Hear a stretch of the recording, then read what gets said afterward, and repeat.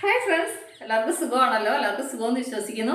ഇനി ഞാൻ വന്നിരിക്കുന്നത് നമുക്കൊരു സ്പെഷ്യൽ ചിക്കൻ കറി കേട്ടോ.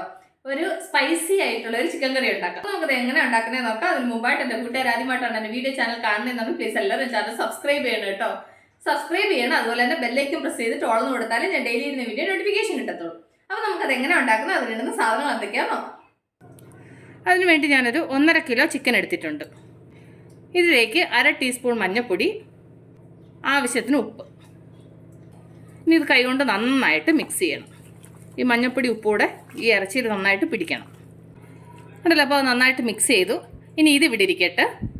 അത് കഴിഞ്ഞ് പാൻ അടുപ്പേ വെച്ചു. പാൻ നന്നായി ചൂടായി. ഇതിലേക്ക് ഒരു 3 കഷ്ണം കറുവപ്പട്ട, ഒരു 5 ഏലയ്ക്ക, 1 ടീസ്പൂൺ ജീരകം, ഒരു 10-12 വറ്റൽമുളക്. നിങ്ങളുടെ എരിവിനനുസരിച്ച് മുളക് ചേർക്കണം കേട്ടോ.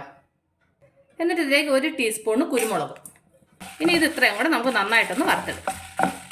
അപ്പോൾ നന്നായിട്ട് ഫ്രൈ ആയിട്ടുണ്ട്.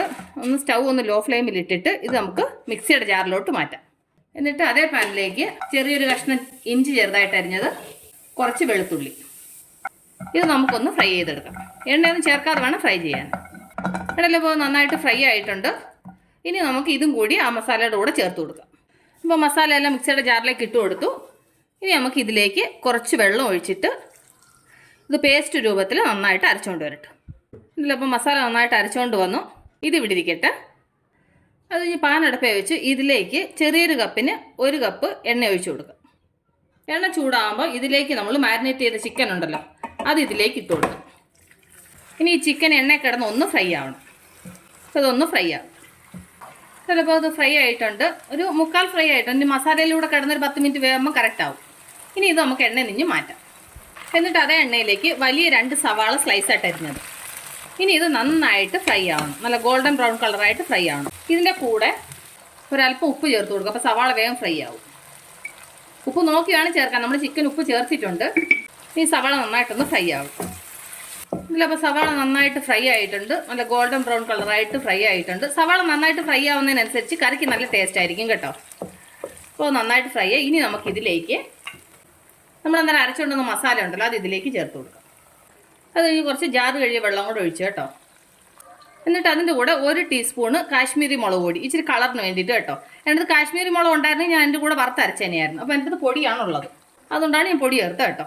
ഇത് നന്നായിട്ടൊന്ന് മിക്സ് ചെയ്യാം.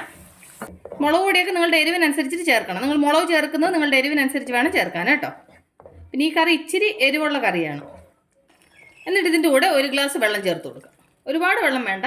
ഇത് നന്നായിട്ടൊന്ന് മിക്സ് ചെയ്യാം. എന്നിട്ടൊന്ന് ഉപ്പ് നോക്കിക്കോണം. ഉപ്പ് കുറവുണ്ടെങ്കിൽ നിങ്ങൾ ആവശ്യത്തിന് ഉപ്പ് ചേർത്ത് കൊടുക്കണം കേട്ടോ. ഇതിൻ്റെ കൂടെ കുറച്ച് മല്ലിയില ചേർത്ത് കൊടുക്കാം. എന്നിട്ട് നന്നായിട്ടൊന്ന് മിക്സ് ചെയ്യാം. ഇനി ഇത് നമുക്ക് അടച്ച് വെച്ചിട്ട് ഈ മസാല ഒന്ന് തിളക്കട്ടെ. അപ്പോൾ മസാല നന്നായിട്ട് തിളച്ചിട്ടുണ്ട്. ഉണ്ടല്ലേ, മുകളിലേക്ക് എണ്ണയൊക്കെ തെളിയുന്നുണ്ട്. ഇനി നമുക്കിതിലേക്ക് നമ്മൾ ഫ്രൈ ചെയ്ത് വെച്ച ചിക്കൻ ഇട്ട് കൊടുക്കാം. എന്നിട്ട് നന്നായിട്ട് മിക്സ് ചെയ്യാം. എന്നിട്ടിത് അടച്ച് വെച്ചിട്ട് ഒരു 5 to 10 മിനിറ്റ്സ് ഒരു മീഡിയം ഫ്ലെയിമിൽ ഇത് നന്നായിട്ട് വേവിക്കാം. അപ്പോൾ ഇത് ഇവിടെ നിന്ന് വേവട്ടെ. അപ്പോൾ നമ്മുടെ ചിക്കൻ കറി ഇപ്പോൾ ഒരു 10 മിനിറ്റായി. കണ്ടില്ലേ, ചിക്കൻ നന്നായിട്ട് വെന്ത് നന്നായിട്ട് എണ്ണയൊക്കെ തെളിഞ്ഞിട്ടുണ്ട്. ഇനി നമുക്ക് ഇതിലേക്ക് ലാസ്റ്റ് കുറച്ചുകൂടെ മല്ലിയില ഇട്ട് കൊടുക്കാം. ഞാൻ കുറച്ച് മല്ലിയില അധികം ഉപയോഗിക്കും കേട്ടോ. നിങ്ങൾക്ക് വേണമെന്നുണ്ടെങ്കിൽ യൂസ് ചെയ്താൽ മതി കേട്ടോ. ഇനി എന്നിട്ട് നമുക്ക് നന്നായിട്ടൊന്ന് മിക്സ് ചെയ്യാം. ഉണ്ടല്ലോ, അപ്പോൾ നന്നായിട്ട് മിക്സ് ചെയ്തു. ഉണ്ടല്ലോ, ഒരു വെറൈറ്റി ടേസ്റ്റിൽ ഉണ്ടല്ലോ ഒരു ചിക്കൻ കറി. സ്റ്റൗ ഓഫ് ചെയ്യാം. അപ്പോൾ എൻ്റെ കൂട്ടുകാർക്ക് ഞാൻ നിങ്ങളുമായിട്ട് ഷെയർ ചെയ്ത ചിക്കൻ കറി റെസിപ്പി നിങ്ങൾക്ക് എല്ലാവർക്കും ഇഷ്ടപ്പെട്ടാണെന്ന് വിശ്വസിക്കും. നിങ്ങളെല്ലാവരും ട്രൈ ചെയ്യണം കേട്ടോ. നിങ്ങളെല്ലാവരും ട്രൈ ചെയ്യണം. ട്രൈ ചെയ്ത് നിങ്ങൾക്ക് ഇഷ്ടപ്പെട്ടാൽ നിങ്ങളുടെ ഫ്രണ്ട്സിന് ഷെയർ ചെയ്യുക, ലൈക്ക് ചെയ്യുക, വാല്യുബിൾ കമൻറ്റ്സ് ഇടുക. അപ്പോൾ നാളെ നമ്മൾ രുചികരമായ പുതിയ വീഡിയോയും പുതിയ റെസിപ്പിയുമായിട്ട് നാളെ നമ്മൾ വീണ്ടും കാണും വരെ ടേക്ക് കെയർ. ബൈ.